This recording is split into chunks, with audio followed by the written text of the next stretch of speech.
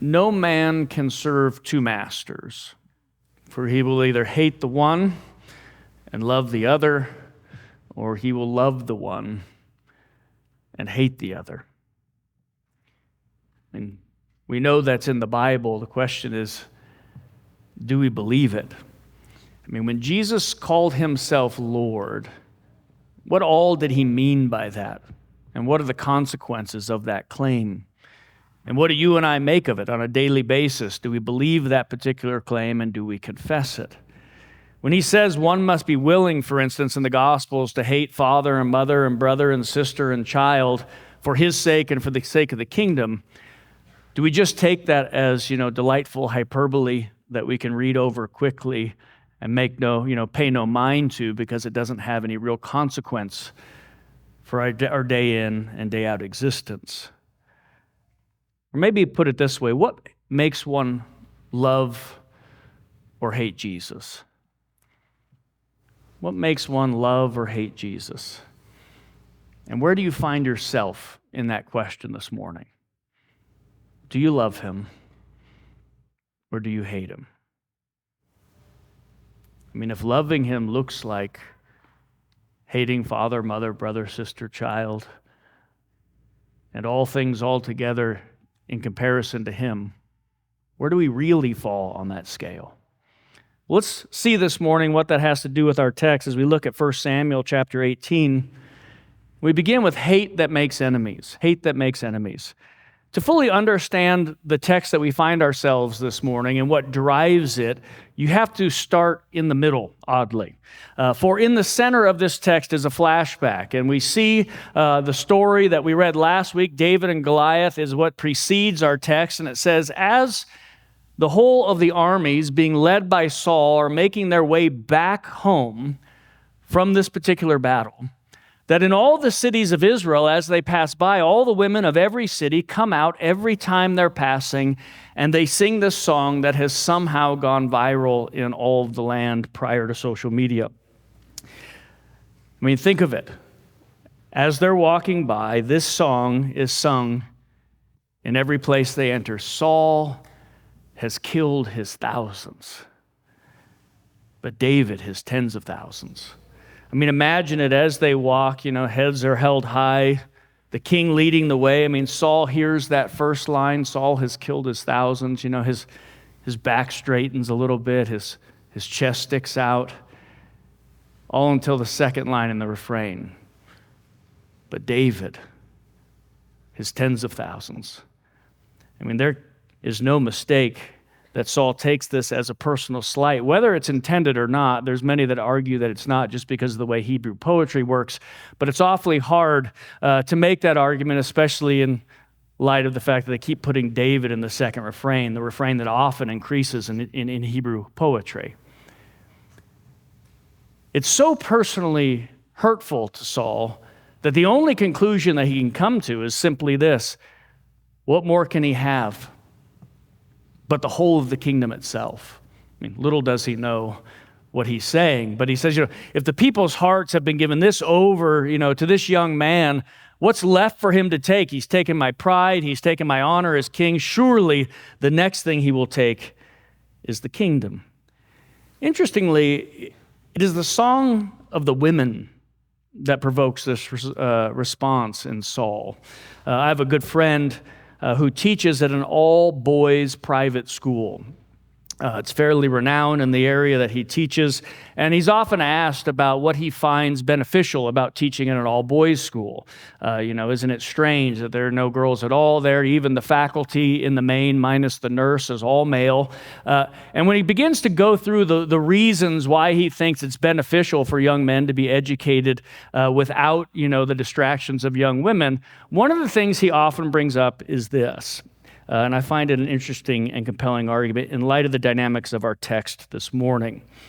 He says that in an all-boys school, when a particular young man does something that's either stupid or embarrassing, and then, of course, as young men will do, someone else points it out very plainly that what he did was both stupid and embarrassing, and begins to make fun of him, in front of the rest of the group.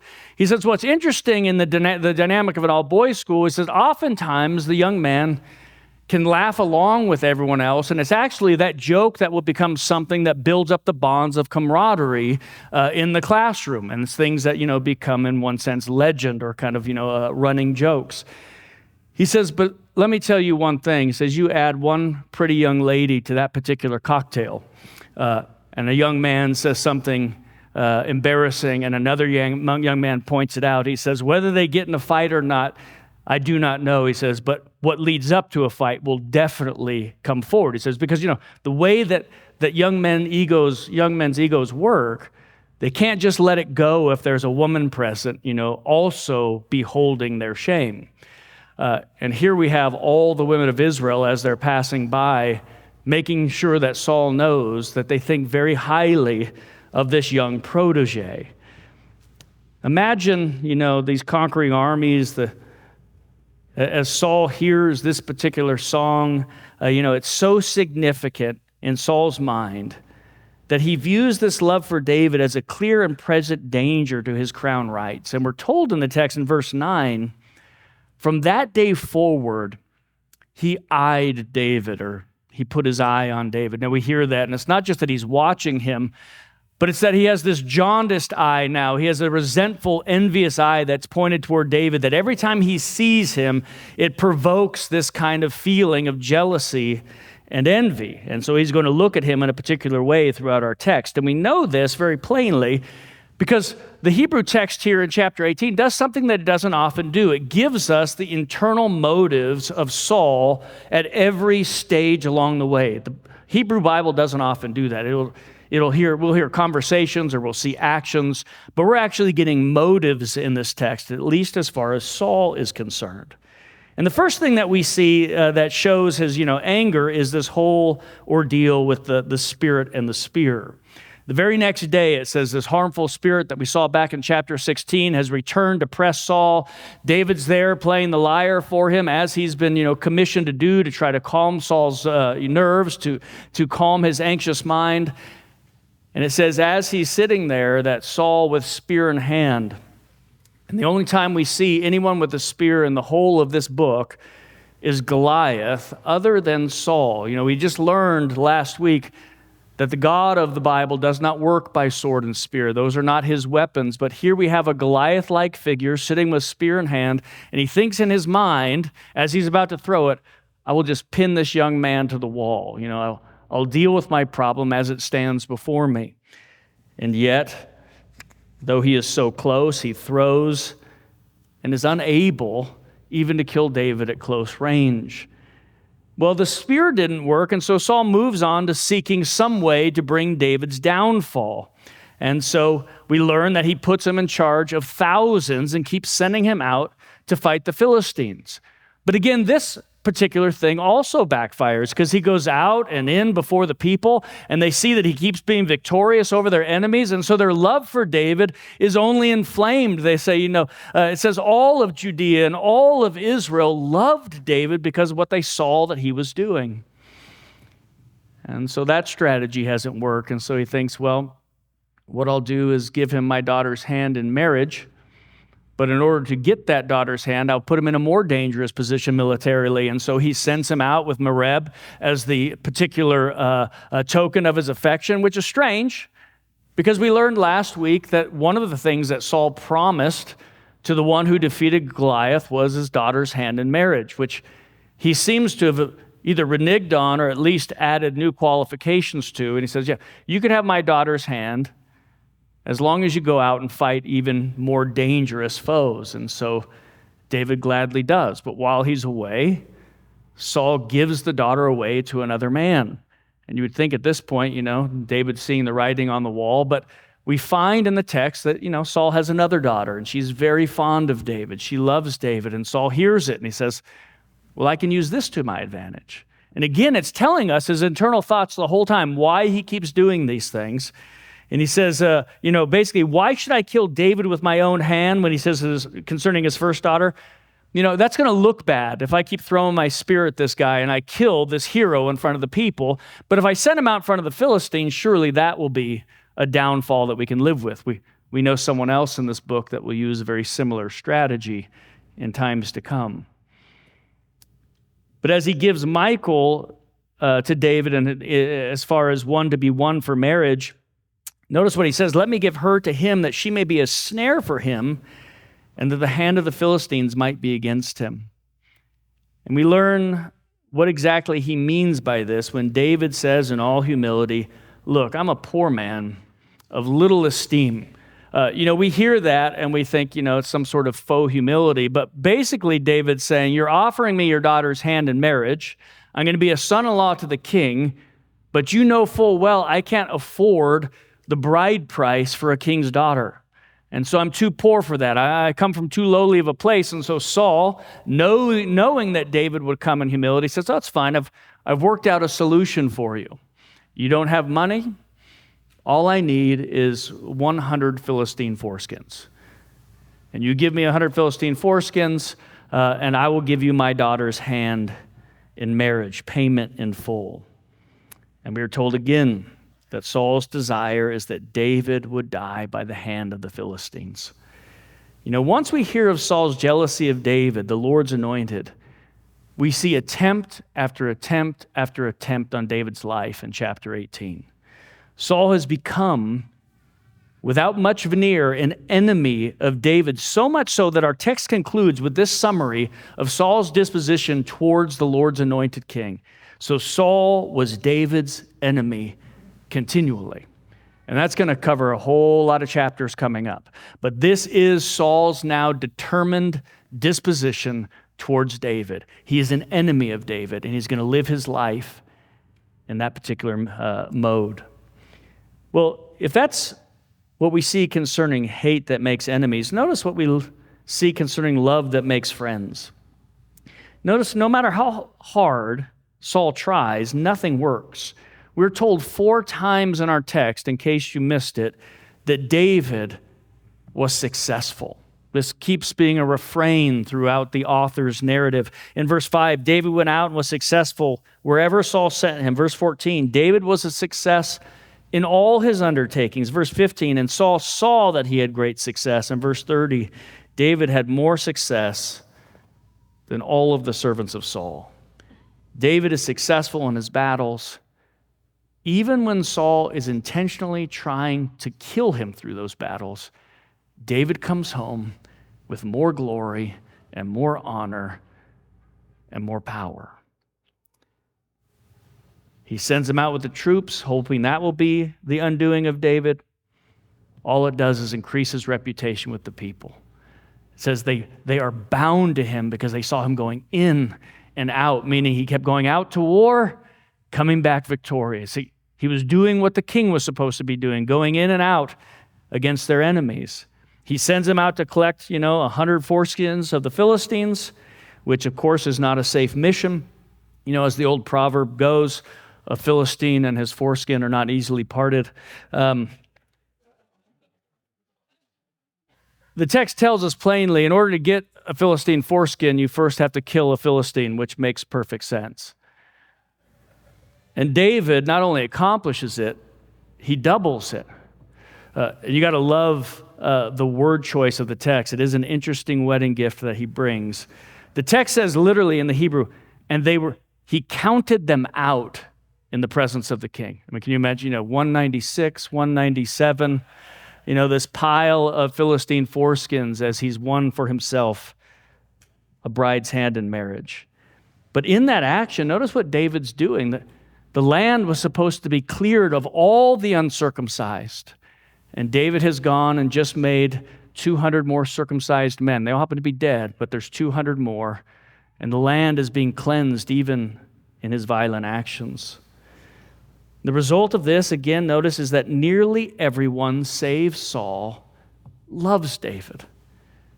David views himself as a man that's poor and of little esteem. Literally, I'm poor and I have a little reputation or little esteem. But the text ends, notice the last words, his name was highly esteemed.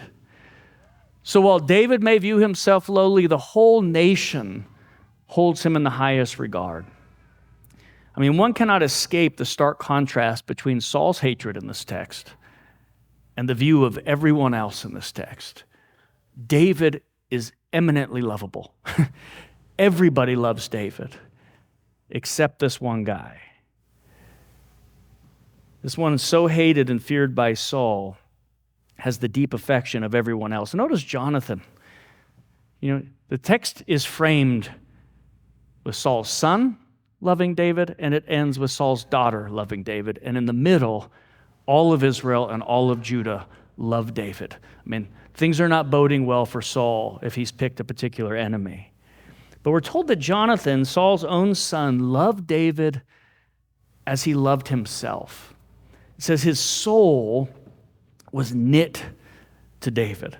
We live in a day and age where everything, of course, is sexual, no matter what.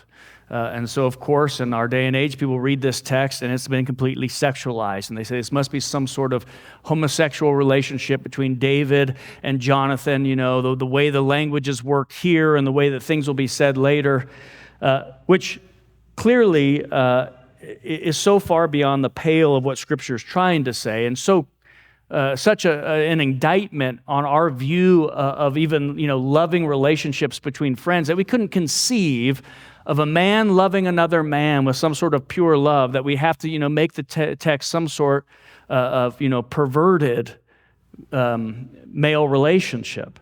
But our text does not lend itself to this reading in the slightest. First, it is very clear in the Old Testament that for a man to lie with another man is clearly an abomination. The law says it distinctly. And our author, throughout the book of Samuel, testifies that he cares about what the law says.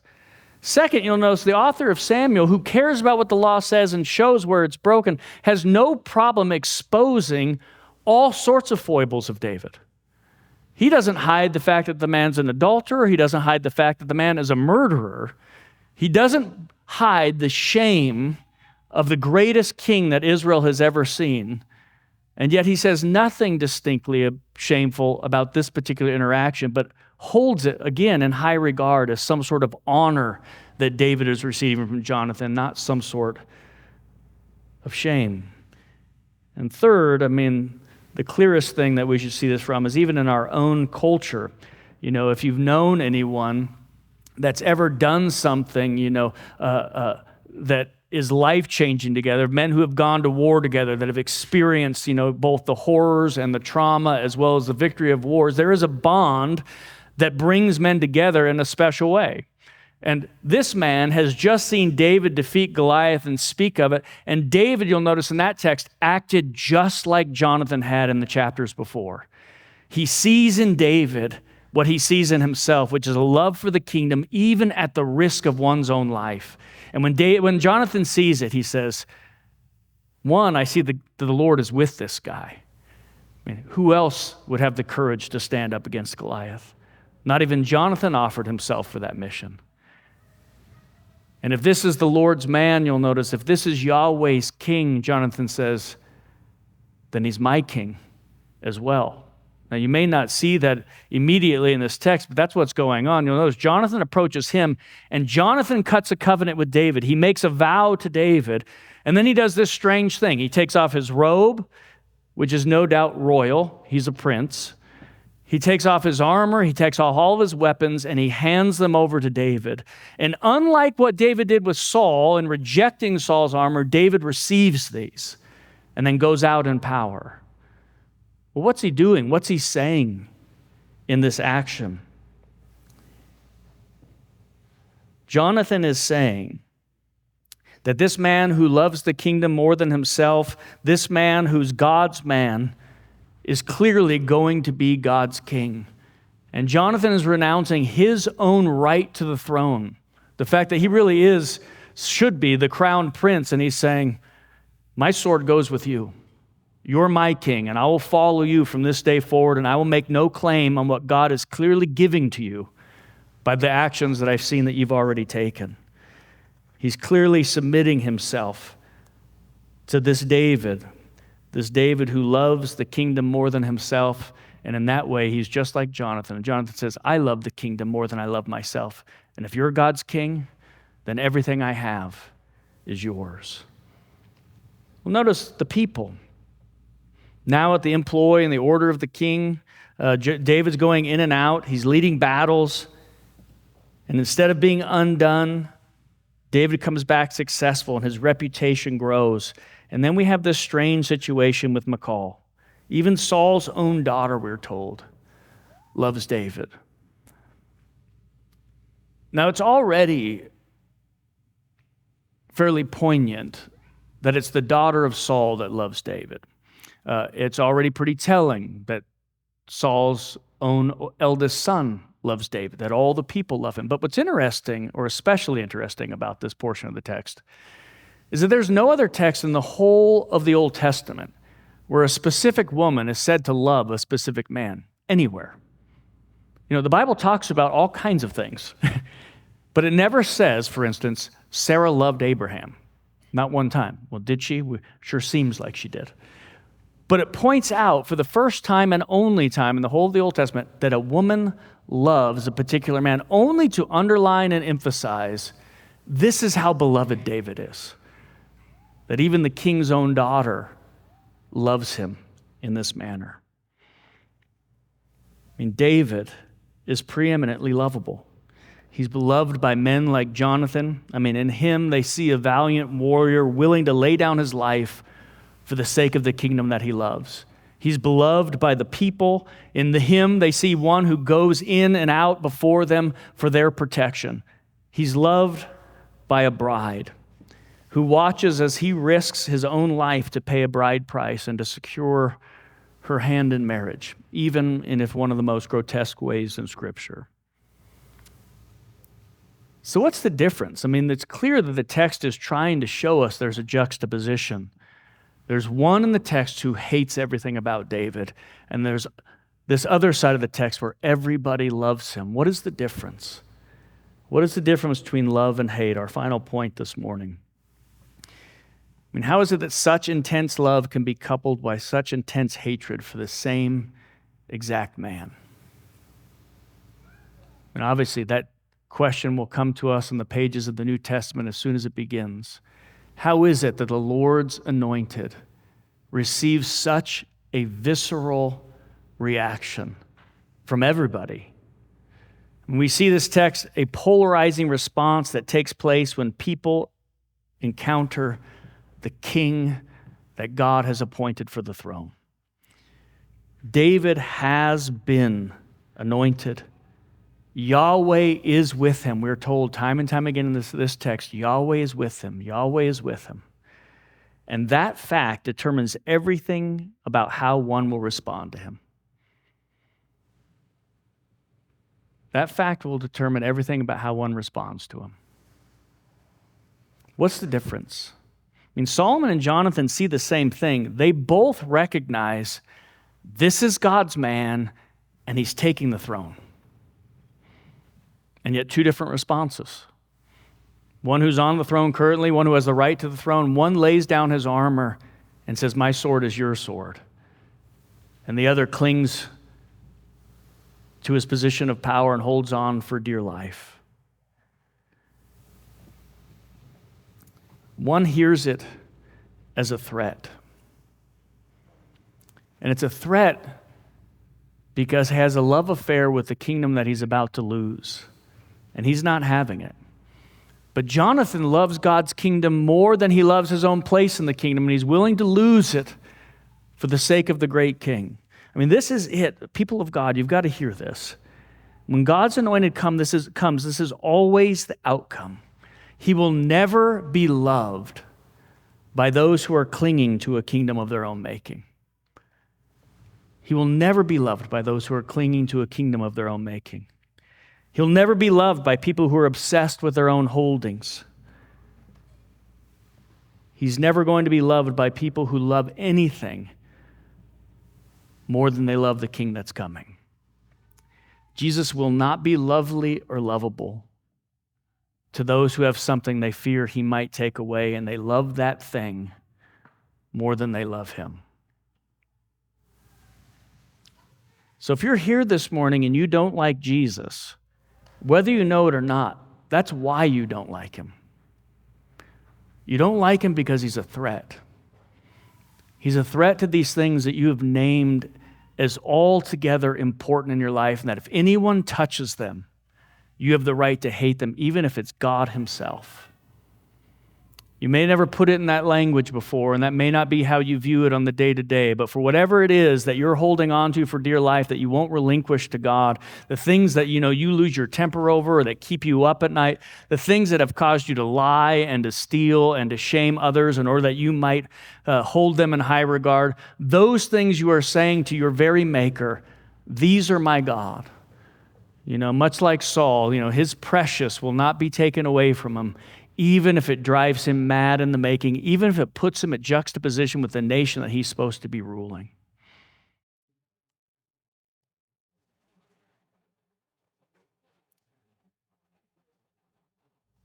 And if you love Jesus, it's because you found him to be lovely. But what's interesting is most of us who sit there here this morning are both people in this text. We are with Israel. We do love the anointed king. And we are just like Saul, often holding on for dear life for those things that we just don't want God to touch. And we can know by all the ways that it manifests in this life, every time we sin, we're just saying, this thing is bigger than you, God, better than you, more important than you, has to be saved and preserved at all costs. And you have loved your kingdom more. You have fought and bled and hidden and cheated to preserve those things time and time again. You've made others less than. You've made yourself to be greater. You've minimized your own faults. You've maximized your reputation at the expense of others, all to preserve your pride of place in this thing that you think you have to have. And if God were to touch it, your whole life would be ruined. But you know what makes this king so lovable? You know what makes him so preeminently lovely? Is that while you had no thought of him, he died for you. And even this week when you were calling him Lord and you were putting other things above him on a throne, his grace was still sufficient for you. And he comes here today to present grace afresh, that you might be saved to the uttermost as you look to him once again. And the thing that's going to draw you there is the fact that he is so lovable, that he keeps coming to hard-hearted sinners who love the weakest little things in this world, the trinkets that we mess with, these things that we feel are so important that we're willing to give up God himself for them. And he humbles himself again in a preached word and in bread and wine and says, I'm for you, even though you have not been for me. As Graham Greene writes in one of his novels, it was too easy to die for that which was good or beautiful. We needed a God to die for the half-hearted and for the corrupt. And that's exactly what we got. We got a Savior that far outstrips the beauty of David. The glories of these texts is this is David in his youth, in all of his strength, with all of his potential, without the rest of the story written. But David is not enough. And we will see that he is not altogether lovely. He's a mixed bag just like you, who has a Savior just like you, who died for the most unlovely and unlovable, in order that they might find him altogether lovely. May you see your God for who he is today. Yes, preeminently holy, worthy of all honor, the Lord of all creation that demands everything from you. But the same God who humbled himself and gave you everything you need in order that you might be able to love him. Let's pray.